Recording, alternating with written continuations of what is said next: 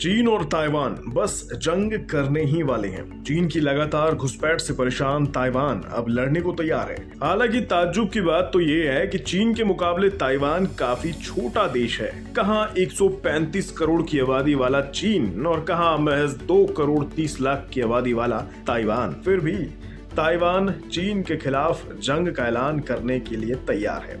अगर दोनों देशों में युद्ध होता है तो जीत और हार किसकी होगी वो बात की बात है, लेकिन नुकसान भारत सहित दुनिया के कई देशों को हो सकता है। आज इस वीडियो में हम इसी बात पर चर्चा करेंगे कि ताइवान चीन के सामने कहां टिकता है और इस युद्ध से दुनिया पर क्या असर पड़ेगा।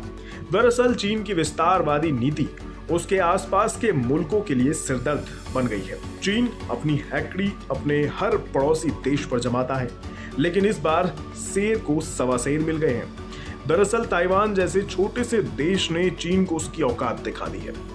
चीन की सेना लगातार ताइवान के हवाई क्षेत्र में 150 हवाई लड़ाकू विमानों के साथ घुसपैठ कर हमले का जायजा ले रहा था, जिस पर ताइवान ने चेतावनी देते हुए कहा कि चीन का ये काम क्षेत्रीय शांति के लिए विनाशकारी परिणाम लेकर आ सकते हैं। ताइवान अपने बचाव में जो करना पड़ेगा वो करेगा। अब सवाल ये है कि क्या इस युद्ध से दुनिया को डरने की जरूरत है? क्या ताइवान पर चीन के हमले से भारत पर भी कोई फर्क पड़ेगा? इस बात को समझने के लिए सबसे पहले ये जानना जरूरी है कि भारत और दुनिया के बाकी देशों के लिए ताइवान से कारोबारी रिश्ता कितना जरूरी है और क्यों। दरअसल ताइवान दुनिया का अकेला ऐसा मुल्क है जिसे टेक्नोलॉजी की दुनिया का बेताज बादशाह माना जाता है। ताइवान दुनिया भर में एडवांस सेमीकंडक्टर चिप का लीडिंग प्रोडक्ट देश है। दुनिया भर में 80% चिप ताइवान और साउथ कोरिया में बनते हैं। सेमीकंडक्टर चिप को किसी भी इलेक्ट्रॉनिक डिवाइस का दिमाग माना जाता है। ये ताइवान का एक ऐसा अहम उद्योग है जिस पर लड़ाकू विमान से लेकर सोलर पैनल और वीडियो गेम से लेकर मेडिकल उपकरण तक सारे उद्योग निर्भर इसी चिप पर करते हैं। यानी शायद ही कोई ऐसा उपकरण आपके घर में हो जिसमें ताइवान की बनी हुई चिप ना लगी हो। भारत या दुनिया के बाकी देशों की तरह चीन भी ताइवान में बनने वाली एडवांस सेमीकंडक्टर चिप पर निर्भर है। ये ऐसी खास चिप होते हैं जिन पर सेमीकंडक्टर सर्किट बने होते हैं। ये चिप सिलिकॉन से बनते हैं। दुनिया के लगभग सभी तकनीकी उत्पादों की जान इन्हीं चिप्स में बसती है। जहां तक बात कारोबार की है तो वाणिज्य विभाग के मुताबिक 2019 में दोनों देशों के बीच यानी भारत और ताइवान के बीच 18% का कारोबार बढ़कर $7.2 अरब पर पहुंच गया था। ताइवान कंपनी फॉक्सकॉन भारत में बहुत बड़ा कारोबार करती है।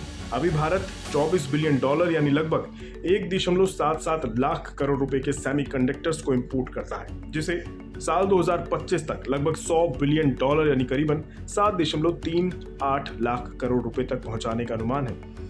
हालांकि भारत सेमीकंडक्टर चिप्स को भारत में भी बनाने की तैयारी कर रहा है, जिसके लिए मदद की जरूरत भी ताइवान से ही पड़ेगी। कोविड का टाइम याद है आपको?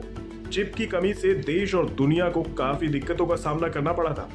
इसलिए जाहिर सी बात है कि अगर ताइवान पर हमला होता है तो ताइवान में काम धंधे ठप पड़ सकते हैं और ऐसी स्थिति में उसका कुछ असर भारत की अर्थव्यवस्था पर भी पड़ना निश्चित है और दुनिया के बाकी देशों पर भी। ये तो बात हुई कारोबार की। जहां तक बात ताकत की है तो जाहिर सी बात है कि चीन ताइवान के मुकाबले काफी शक्तिशाली है। आसान शब्दों में बताएं तो चीन की मिलिट्री में फिलहाल 20 लाख एक्टिव सैनिक हैं, जबकि ताइवान की मिलिट्री में 1.70 लाख एक्टिव सैनिक हैं। चीन के मुकाबले काफी कम है। वहीं चीन के पास लड़ाकू विमानों की संख्या 1200 है, जबकि ताइवान के पास कुल मिलाकर 288 फाइटर जेट्स हैं। चीन के पास 5250 टैंक्स हैं, जबकि ताइवान के पास सिर्फ 1110 टैंक्स हैं। चीन के पास 2 विमान वाहक युद्धपोत हैं, यानी समुद्री जहाज जिन पर से प्लेन उड़ सकते हैं और लैंड कर सकते हैं, जबकि ताइवान के पास ऐसा कोई भी युद्धपोत नहीं है।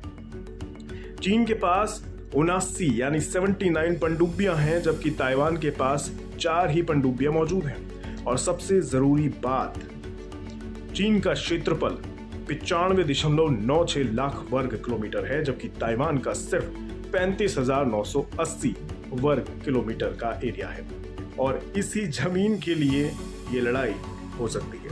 हालांकि अगर युद्ध होता है तो चीन के लिए भी मुसीबतें कम नहीं होंगी, क्योंकि भले ही चीन ताकतवर है पर सेमीकंडक्टर की जरूरत तो उसे भी पड़ती है। इस तरह के युद्ध में कूदने से पहले चीन को अपने घर के अंदर अपने ही लोगों से चल रही जंग पर अंकुश लगाने की जरूरत है, क्योंकि अभी चीन के बैंकों की कंगाली का आलम सुधरा नहीं है। चीन की आर्थिक हालत ठीक नहीं है, ऊपर से युद्ध हुआ तो हो सकता है बाकी देश जैसे भारत और अमेरिका भी ताइवान की मदद के लिए आगे आ जाएं, और चीन इतना भी ताकतवर नहीं कि भारत और अमेरिका के साथ उलझ सके। इसलिए इस मुद्दे को बातों से ही हल करना होगा।